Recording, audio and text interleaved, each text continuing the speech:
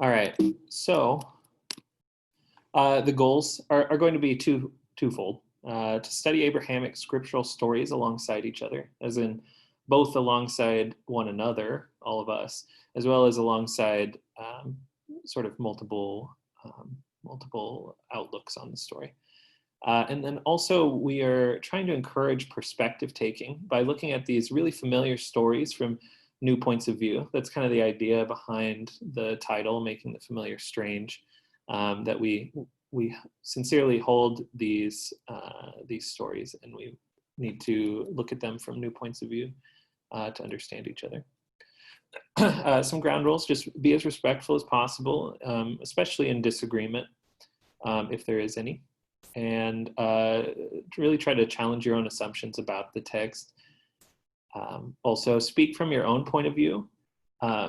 We generally are not able to completely represent an entire religious tradition on our own, but definitely give your feedback, your interpretation, because it gives a lot of life to these conversations. And we're going to have this program with the idea that we're not looking necessarily even for the right answer to the question about the story. We're looking to see this story from different perspectives. So in this case, there is no wrong answer. We are just trying to investigate. So I do, for anyone who didn't have a chance to read the story beforehand, I do want to go through really quickly sort of a timeline of how Cain and Abel happens, so that we can all sort of be on the same page. So the last thing that happens before the Cain and Abel story is the exile of Adam and Eve. So they are exiled, and one of the first things they do is have two sons, which is in Genesis 4:1 and 2, where Cain and Abel are born. And they mention very early on that Cain will become basically an agriculturalist or a farmer, and Abel will become a herdsman. That's introduced right as they are born. And then the kind of the third section, if you will, is the sacrifices and the warning. So Cain and Abel both sacrifice to God, and God appears to Cain after he is frustrated that God has not really accepted his sacrifice fully, and God warns him that he should not allow this anger to overtake him, because it could be tempting to sin, or maybe there's other words that we can use. And then afterwards, Cain does not heed God's advice here, and he kills Abel, followed by the curse that Abel will now have to wander the earth. And after Abel shows his fear of what might happen to him when he wanders, he is provided with a mark that is meant to sort of protect him from being physically harmed. If someone were to kill him, they would be killed 7 times over, according to the curse. And then afterward, Cain goes through the rest of his life as a wanderer, and he founds a town, has a child, has a wife. And then for the rest of the chapter, there's the genealogies, which I think a lot of people like to skip over. I think there's actually a lot of interesting stuff in there if you really want to dive into them. But there is a poem actually in these genealogies about Lamech. And then finally, Seth is born, and Eve says that Seth is a replacement for Abel, whom Cain killed. So, and then let's talk a little bit about the Islamic narrative as well. So there's a lot of similarities, firstly. The Islamic narrative, firstly, is much shorter. It's really only, about 4 or 5 verses, if you will. And they actually do not name Cain or Abel. They're referred to as sort of the sons of Adam and Eve. And the basis of the story is very similar, that Cain and Abel sacrifice. Abel's is preferred. Cain is angry and kills Abel. And then that's pretty much how that story goes. But something that's kind of interesting about the Islamic narrative is Abel is a little more centralized than he is in the Hebrew narrative. So Abel is really represented as a very righteous person, very specifically righteous, pure. And there's even some traditions that see him as a prophet himself, or destined to be a prophet after Adam. And in the story, there's Abel actually speaks the most. And then afterward, instead of the curse and the mark, there's a narrative about how Cain has a lot of grief, and God teaches Cain how to bury the dead, basically. But we can read a little bit of this story. Would anyone like to read this for me here?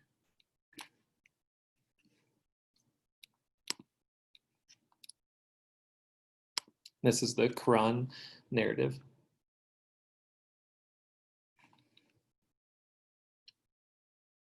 I can read it. Thank you. I appreciate that. And recite to them the story of Adam's two sons. In truth, when they both offered a sacrifice to Allah, and it was accepted from one of them, but was not accepted from the other, said the latter, I will surely kill you, said the former. Indeed, Allah only accepts from the righteous who fear him. If you should raise your hand against me to kill me, I shall not raise my hand against you to kill you.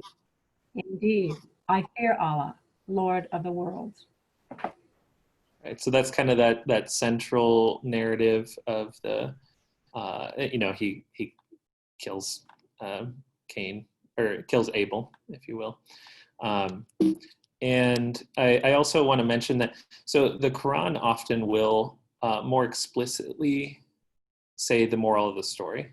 It's a little bit different from how the Hebrew Bible is set up, at least how I read it, in that there's often, a few sentences that describe the meaning of the story. And just a few verses later, they talk about this famous quote, which many of you have probably heard before, whosoever has killed one person shall be as if he had killed all mankind. That's part of the interpretation of that story from the Quran's perspective. Firstly, I guess before we move on, does anyone have any particular questions about anything I went over? Okay. So let's just go into some discussion. And I do invite you all to say any answers you have from your own perspective. Remember, there's no right or wrong answer. It can be from your anything you've learned in the past, or just things you've thought about over time. And let's start off with something very broad. And what do Cain and Abel represent about humanity? I know that's a very big question, but this has been interpreted a lot of different ways, right? Most of the people in Genesis, in particular, are often representations of humanity at large.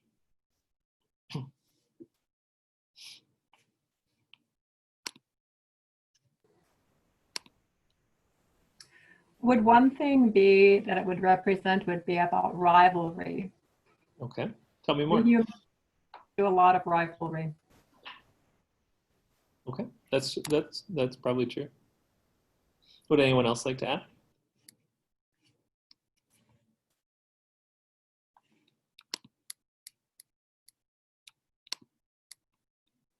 I know that I would add that maybe we haven't figured out still the good and evil stuff that came. Okay. from the garden. Yeah, that's true. That's true too. I know Madigan has mentioned, I don't know if you'd like to mention what. Yeah, when I was talking with Jeremy earlier this week, I mentioned that I remember when I was first learning about Cain and Abel, it was sort of posed as the two brothers were sort of posed as being symbolic of like two nations, and if Adam and Eve are representations of the mother and father of all mankind, then you can view the killing of Abel by Cain as a kind of like Joan, I believe, said about rivalry between countries and war and broader societal implications that follow. Yeah. And if anyone else would like to add, they're welcome. But let's move on to the next question.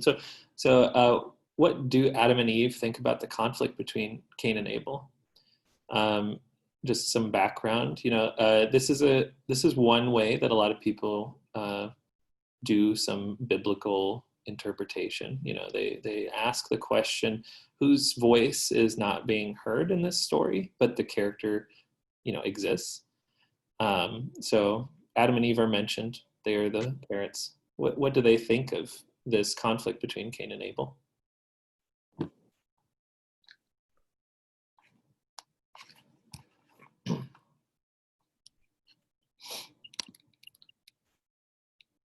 I think it's interesting to also talk a little bit about their names, the meaning of their Hebrew names.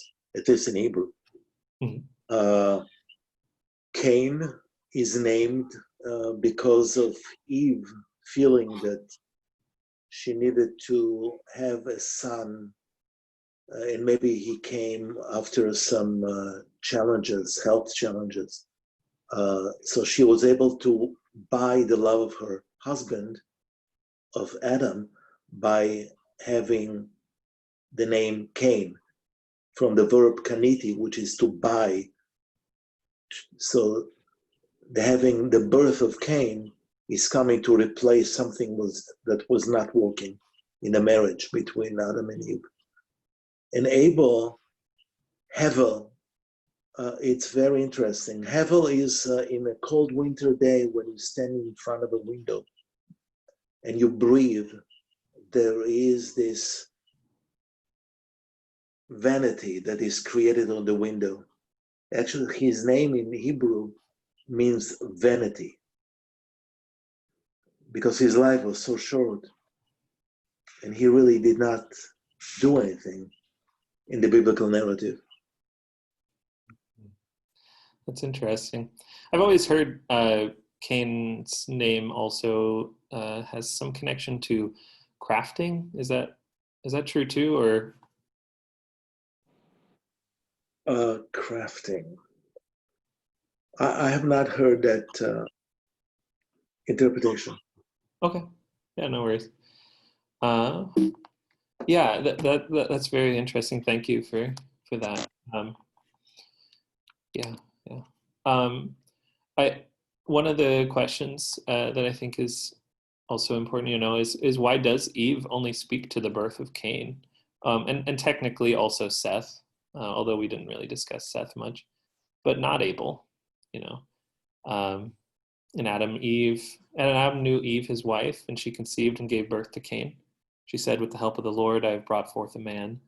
And then she gave birth again. And the only time that Eve speaks in this story is at the points of Cain being born and Seth being born.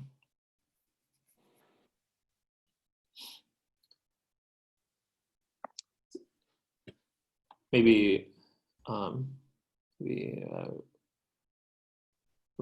Rabbi, you mentioned something that kind of reminds me of sort of the firstborn, right? Kind of a that would be an option, I think here.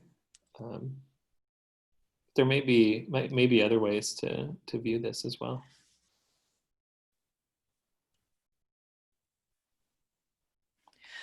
To the first question, we have no idea what Adam and Eve thought about Cain and Abel. Mm. There's nothing. And Adam, I mean, he lives a long time. He had Seth, but does he talk after uh, the fall in the garden? No, I mean, not to my knowledge. He's speechless after that. So I think he's in a shock for living. Yeah. And this is an interesting, in a Jewish interpretation, we don't use the word fall. We see the exit from paradise as a great opportunity to do something in the world. that's lovely. Yeah. Well, maybe he's so overwhelmed with the great opportunity then that he doesn't have words to speak. Yeah, that's beautiful. Yeah. I think technically the last thing, he doesn't say it really, but in the, to my memory here, but he does name Eve, right? I think that's kind of his last thing that might be verbal. So he names Eve as sort of the mother of living, as the last thing he says, maybe. That's interesting. So what do the professions of Cain and Abel have to do with the story? I know I've actually talked to Rabbi about this before, but I'd love to hear any reasons why would, I mean, this doesn't always happen. You know, we don't always introduce characters with their profession, but it seems a little more centralized here than with some others. I mean, they don't technically say what Adam and Eve's profession really is, at least to begin with. You know, why Cain and Abel?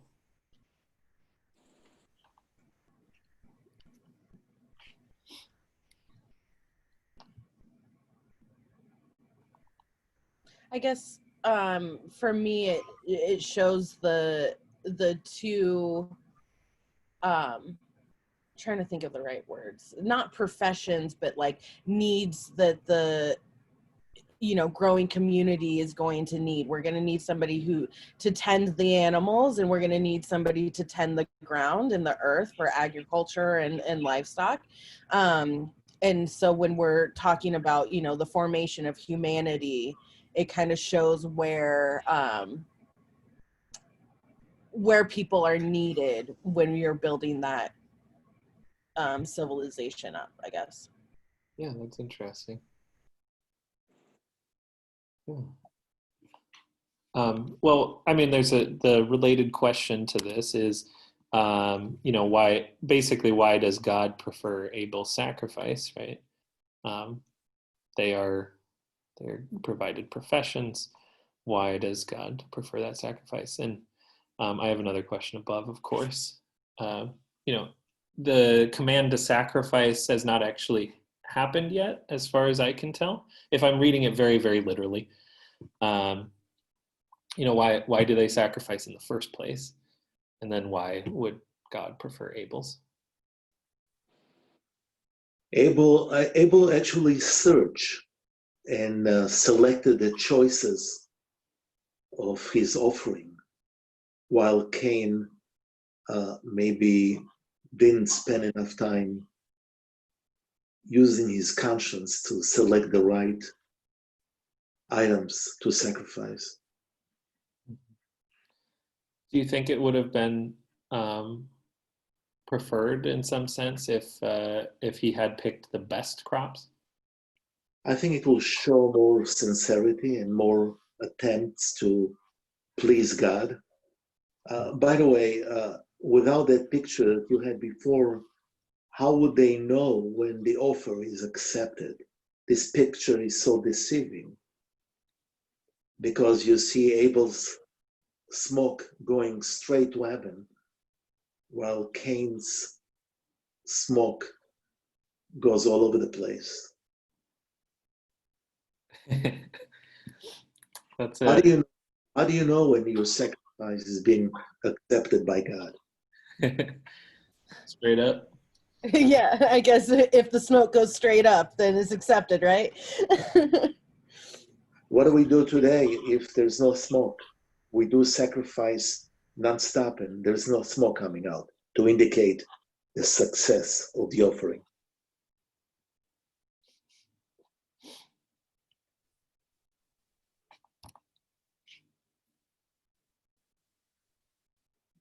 I don't know. We wait for the next. Whatever comes next perhaps tells us whether our sacrifice was accepted or not. I mean, not in actions or in circumstances, or not. Unfortunately, we don't get the chance unless you're on your Weber grill making a sacrifice. You don't get the smoke, but it's in the circumstances that surround that point. Yeah.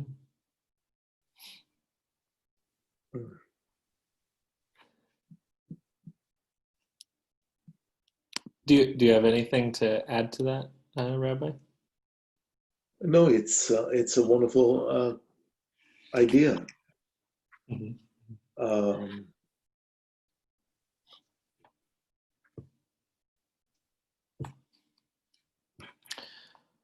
Yeah. Well, another question. I this picture is kind of silly to me. Does Abel ever speak? You know, and why or why not? I mean, maybe we talked about that a little bit earlier. You know, that his life is too short to some extent. But it's interesting that the first person killed does not have words to say. Do you think that has any correlation to the job he was given? I'm not sure. What do you think? I don't know. It feels interesting to me that he was specifically given a job and then not necessarily given a voice. Mm-hmm. That's an interesting thing. I'm not sure how to respond to it, but There is a phrase in the book, and when they were in the field, and then if you look at the JPS lining of the chapter, there are dots after this. Something happened, an event happened, some kind of a conflict happened when they went to the field, and that's what caused Cain to kill Abel. So maybe there was a exchange of words by the two, but they are not important for the story. it's interesting. Yeah. I'm sorry, this isn't a question that you raised and you can just put me aside if it derails the conversation, but is the commentary about the authors of the garden story versus the Cain and Abel story suggest that the author's the same author, or the story was documented at the same time? Is there talk about that part? There's only one author. It's God. My understanding is there's debate about that, but some biblical scholars do say that basically Adam and Eve, Cain, and Noah are all written by one author, and then some are other authors and stuff like that. Those are all debated. You know, the book was written, what is it, 3,500-ish years ago, probably, and that's, you know, probably passed down verbally hundreds of years before that. But So that's an important thing to think about for sure. And this is kind of a broad biblical question, but we have a few examples of this in the Cain and Abel story. I'm sorry, before you move on, can I ask another question? So related to the Quran's interpretation, are there similar questions about when or who documented the language, or is there less gray conversation about that? There's less gray. My understanding is it was written as it was spoken by Muhammad. Like it was heard, written down. And that's almost 2,000 years after the Hebrew Bible. So it's so people had learned how to do that more properly. At least that's my understanding of how it was like physically done. A general question about the Bible is, are biblical questions rhetorical or plain? Maybe they're a mix. But we often interpret God's questions as rhetorical. I'm interested in, when in this verse here, I'll just read it really quick. Then the Lord said to Cain, "Where is Abel your brother?" And he said, "I do not know. Am I my brother's keeper?" He said, "What have you done?" I think it's interesting to ask, if these are rhetorical questions, how do we understand this exchange? And if they're literal, questions on their face, like that's exactly what they intended by the question. How does that change how we understand this exchange? Does that make sense? That might have been a lot of words to say something a lot simpler. But, Eileen, I was thinking, why does Cain think that he can lie to God and that God would not know? Since God is all seeing and all knowing, why would he think that he could get away with telling God that he didn't know where his brother was when he did know? That's a very valid interpretation. This is sorry. This is Joan. I just read Cain's response is very flippant. I don't know. Am I my brother's keeper?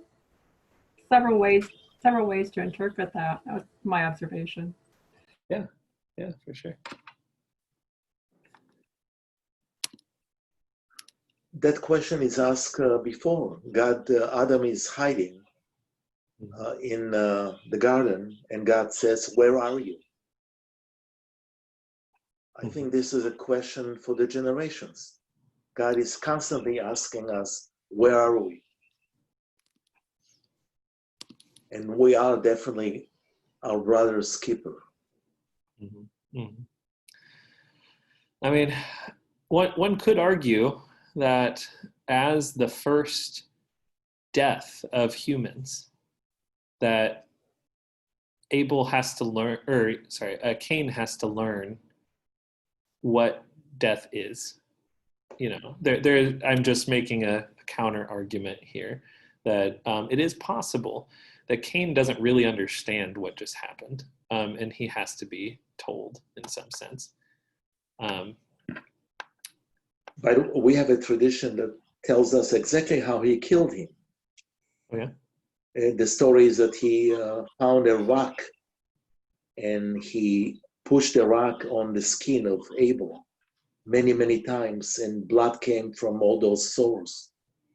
But he still did not know that he did anything. He didn't know what the killing is and how death can arrive. Yeah. And let's see, I think I have. Yeah, so, and God doesn't directly answer those questions, so maybe that's also part of why we interpret it certain ways, right? There's the next thing that happens is sort of the curse of Cain. And, how does Cain's curse compare to Adam's curse? I have both right here. the main language from both. Would anyone like to read one or the other?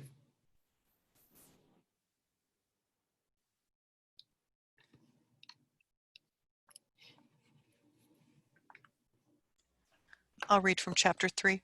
Okay. Cursed is the ground because of you. Through toil you will eat of it all the days of your life. Both thorn and thistles it shall grow for you, and you will eat the plants of the field.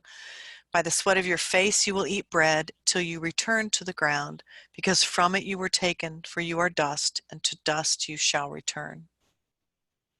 And would anyone like to read the Cain's curse? I will. Okay. And the Lord said, "What have you done? The voice of your brother's blood is crying to me from the ground. Now you are cursed from the ground, which has opened its mouth to receive your brother's blood from your hand. When you cultivate the ground, it will no longer yield its strength to you.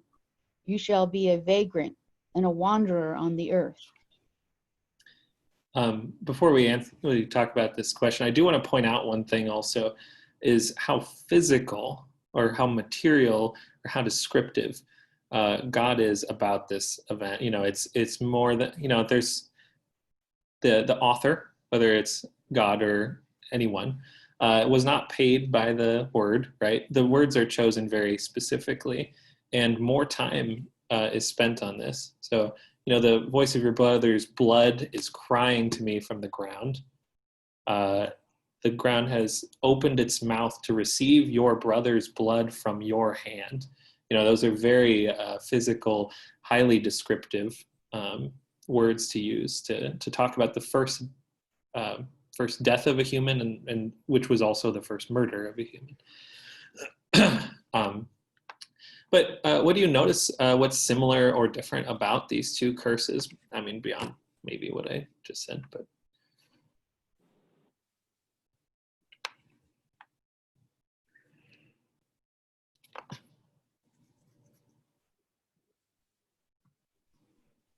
Perhaps maybe whereas Adam's curse is to work the land and work with the land until he dies, Cain's curse is a bit of the opposite, and he is cursed to never be able to work the land and sort of almost like live without a purpose. Maybe you could read it that way.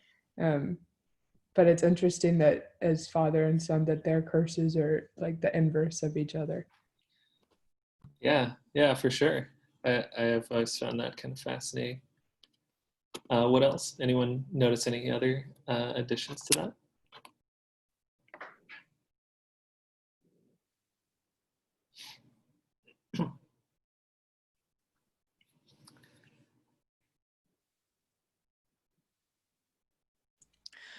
If you live in an agrarian society, there's nothing worse than the ground being cursed.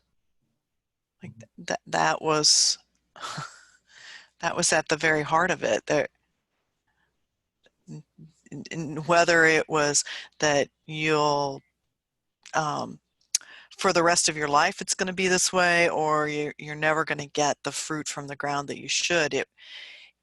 It's all about the land, and I think as modern societies we've lost that attachment to the land, which makes it harder to understand the scripture. Yeah. Yeah, and just to kind of connect with that, when I think about Judaism and how our holidays are so connected with seasons and harvest and planting and all of that, that connection is really deep, and it was fundamental for the survival of Judaism, I think. Yeah. I also find it interesting, that in the first story, the ground is cursed because of him. Second story, he is cursed because of the ground, right? At least, you could say it that way, I suppose.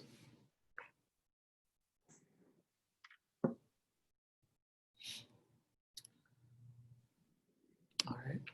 And this is a classic question that often has religious differences attached to it. Is the mark of Cain a blessing or a curse? It'll be interesting to find out what is the mark, period. That's even a bigger mystery. Yeah, for sure. Is there any tradition about that in particular? Something in the forehead. There is a tradition that says that he put a sign on the forehead. I don't know what the sign is. Mhm. Maybe that was the first tattoo. That would be interesting. That's very. I mean, I do want to address also that this has been interpreted, was interpreted for hundreds of years, particularly during the slave trade, in a very negative way. That doesn't mean that it was right, but they interpreted that blackness was that mark. So they justified a lot of slavery and abuse over this because, they also interpreted the rest of the story that Cain is evil. So those things have long roots of racism to some extent. I mean, my addition to this is just that to me it seems a little more protective in the first place. It doesn't really seem like a curse in and of itself, to be that anyone who would kill Cain would be killed, although it is a lot of death after a long description of how terrible murder is.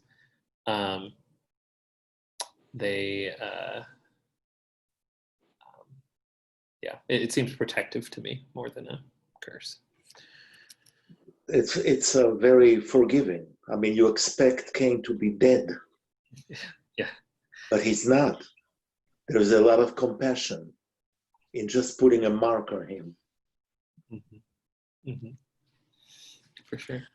I wonder how the meaning of the mark was communicated so that everyone would know what it meant. That's an interesting thing that I had never noticed before, and then in all the times I've read this, like everybody immediately knew what that mark was. Well, everybody, there were only a few people in the beginning. Yeah, but did God say to every one of them, okay, when you see this thing on Cain, this is what it means? A big neon light over here. I work in a fairly small team, and getting everyone to understand the same thing at the same time is really hard. You're right. That's a very good point. I don't know. The only tradition I've ever heard really is also like some a Hebrew word on there, but again, that would be maybe not clearly communicated. And this is a classic question. Who is Cain's wife? I will say that while the Quran does not explicitly address this, generally based on if you're Sunni Muslim on average, you generally believe it was a sister because there weren't any other people. And in Shia tradition, it's usually understood as basically an angel of sorts was given because the sister would be unacceptable, even in the context. And that doesn't apply to everybody, that's just an example. But this is a classic question that people bring up. Where is Cain's wife? Actually, the angels make sense because immediately after this, there's a prohibition against marrying or being in relationship with the upper world. Right. Yeah, I think that's very valid. And we can go back a little bit to that question of whose voice isn't being heard. You know, it was Cain's wife around, right? Like, was when does Cain know his, you know, not like the biblical no, but the when does Cain meet his wife? Does he meet her before his interaction with Abel or after? I don't think it really says completely, but I think it's an interesting question. And the second is, what is the connection between Cain and building cities? This is the first city being built explicitly in the Bible. And he names the city after his son.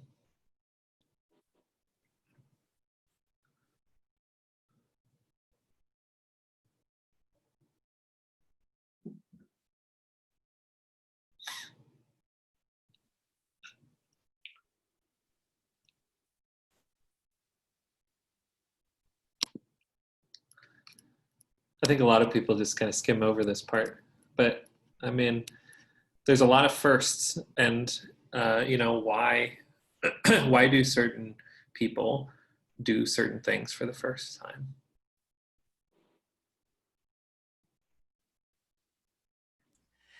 Is it kind of like the altars that the prophets built to mark a place where a significant thing happened? So I wish I could think of some of their names right now, but and he built an altar of stone, and it still exists here to this day. Yeah, Jacob. Yeah. That's which appears in the Jacob too. Okay, yeah, that's a good good view. Yeah. It seems like an altar would have been easier than a city, but that's just me. Yeah, yeah. I think I think that there is the possibility of, so firstly, a lot of biblical scholars would say that the Hebrew Bible prefers to some extent a rural life, a little more natural life of sorts over a city. So firstly, you know, the first person who kills someone, you know, even if he is forgiven and all those things, is associated with an urban center of sorts. You know, this also does lend itself to questions about, you know, are cities built on the blood of other people? You know, and I think that's always a question. I know that's pretty harsh, but that's one option. Right. And so this poem honestly fascinates me. You know, it's hidden sort of in the genealogies. Some people say that this poem might actually be older than the Cain and Abel story. Mm-hmm. Would anyone like to read this this poem?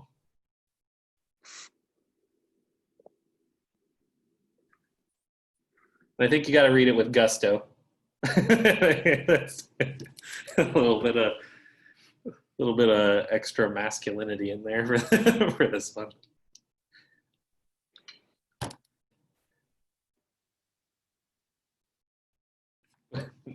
No one. Oh, whoops. Here, I'll read it.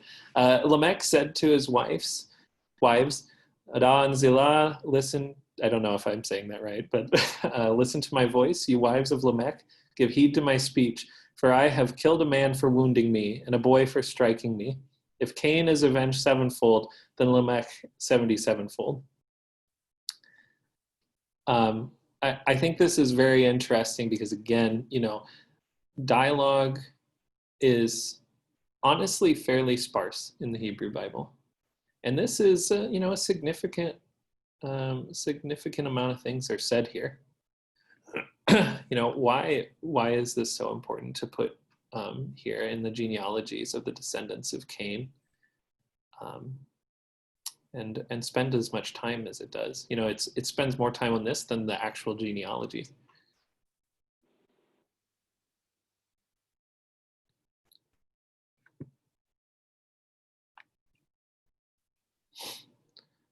and how does this guide how we interpret the Cain and Abel story in the first place?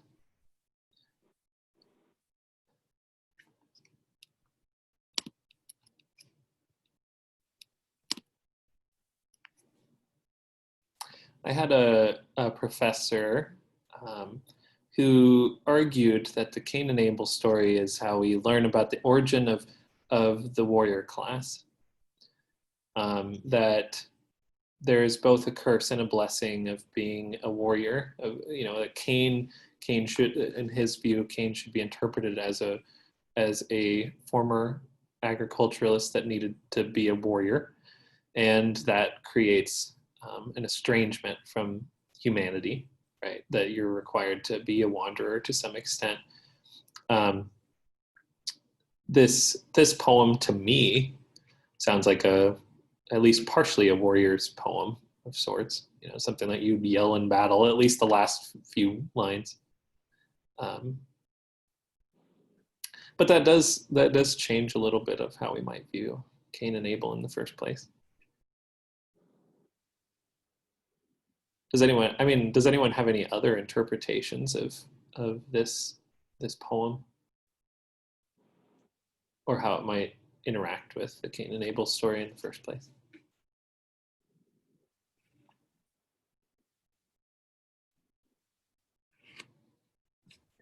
Maybe could you read it as like a sort of warning that violence begets violence and killing begets killing, and like now, once the first killing or first murder has happened, like there's no going back, like it will just sort of exponentiate.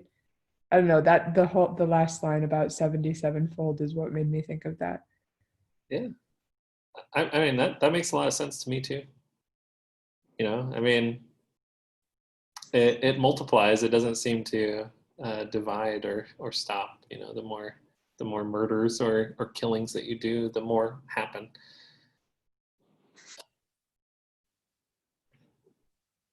Would anyone else like to add? I don't understand it. Is he saying he avenged Cain? Why did Cain need avenging? I don't get it, Jeremy. I don't know that I have any of the answers either. I see that if Cain is avenged sevenfold, that's in reference to the mark that if he were to be killed, he would it says, I think it says that they'll be avenged sevenfold also. Let me, yeah. Yeah. Anyone who kills Cain will suffer vengeance sevenfold. That's a different translation. But he makes himself more important than Cain. yes. Yeah. 11 times more. Right? Yeah. And it's a poem about himself. Yeah. So do you think that he should be understood as sort of a bad example?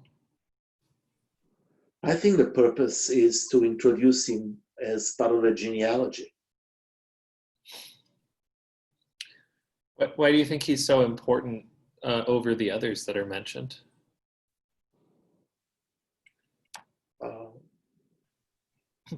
The only one mentioned is Cain in the poem. Right. But in the rest of the genealogy, we'll get to Methuselah later, right? And we'll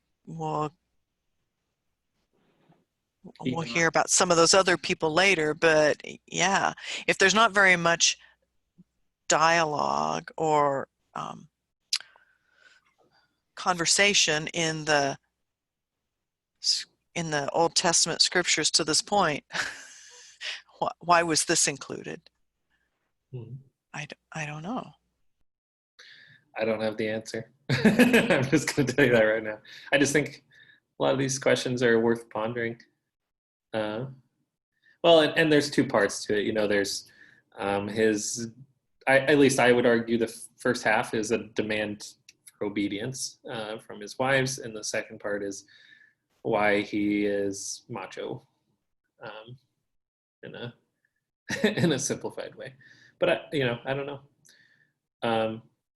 There is a wonderful book written by Nahum Sarna, Sarna, Understanding Genesis. Mm-hmm. And there are some references there that explain some of this. Yeah, I'll probably buy that book this afternoon. I very much love Genesis, especially. Well, I do want to ask if anyone else has any questions that came up for them, during our conversations today about Cain and Abel.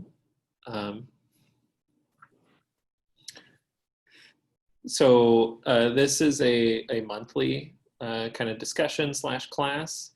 And if you register a little bit in advance, I send the slides beforehand so that you can see some of those questions up in front and think about them a little bit before. I think this has been a great discussion, though. I also do want to mention that next month we will look at Noah. And I apologize for how terrible that picture is, but we'll talk about Noah. I'm not sure whether we'll decide to split Noah into 2 conversations or not, because Noah's about 4 chapters long. While Cain and Abel is only 1. I mean, we only went through 1 chapter today, and I think there were some very deep and beautiful conversations. Yeah, so if no one else has any other questions, I think that's the end of this program. Thank you. Yeah, no problem. Please register for the next one. And I think I'm going to actually try to invite clergy more specifically to these to hopefully be able to have these deeper conversations with more people. So. I will send the information to our pastor. Okay. He would love this. That'd be great. All right. Do you have a survey? Oh, yeah. Actually, I'll send the survey. If you can watch your email, I will send a survey for all registrants to fill out. And again, thank you so much for joining me. I'll send a follow-up email to everybody. Have a good day. Thanks, Yeah, Jeremy. have a good one. Bye-bye.